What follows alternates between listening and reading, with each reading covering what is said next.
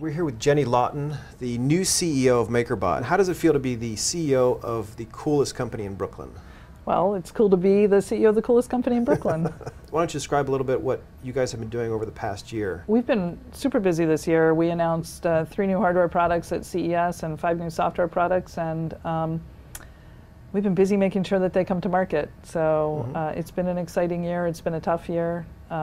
Being a public company and working within public company standards when you're still sort of a smart, scrappy little entrepreneurial company is pretty challenging. So it's interesting, you guys went from a smart, scrappy company with Bree Pettis at the helm.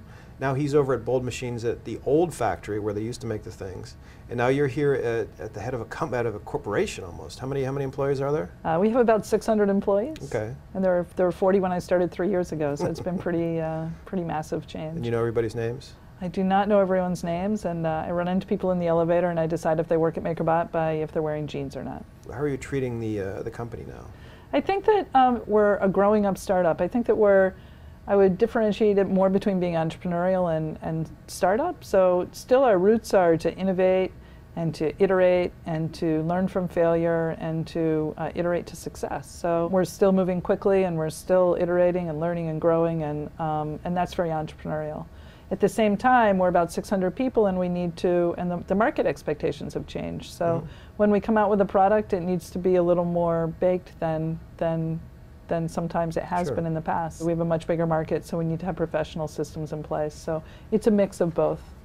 So who's the MakerBot for? There's obviously the hobbyist crowd and the open source crowd who are making rep clones over and over again. But what are you guys building here, and who is it for?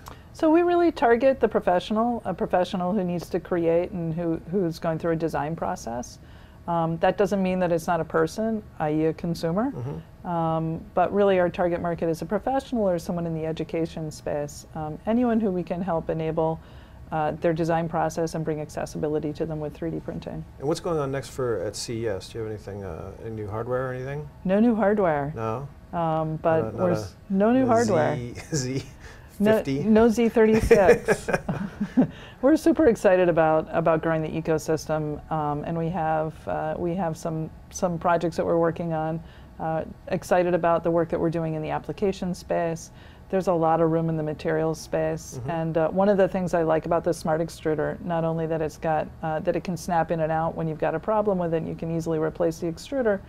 But by having a Smart Extruder, it means that we can do other things with different extruders, and you can change what your machine can do with the extruders. And you guys have been doing a lot of partnerships with folks like Hello Kitty and Sesame Street. Our relationship with Sesame Street and Ugly Dolls and Hello Kitty are all the same, where we're working with someone who provides entertainment to people, and they have assets, and we're allowing them to bring those assets to the market in a different way. So with Sesame Street, people are able to download their beloved Sesame Street character and make their own Sesame Street character. I think one of the things I love about 3D printing is even if it's someone else's design that you've downloaded, and even if it's one that's a licensed design like Grover is Grover, because that's who Sesame Street lets him be, but you can print him out in whatever color you want. So maybe you want a purple Grover, maybe you want a yellow Grover, and it's your Grover.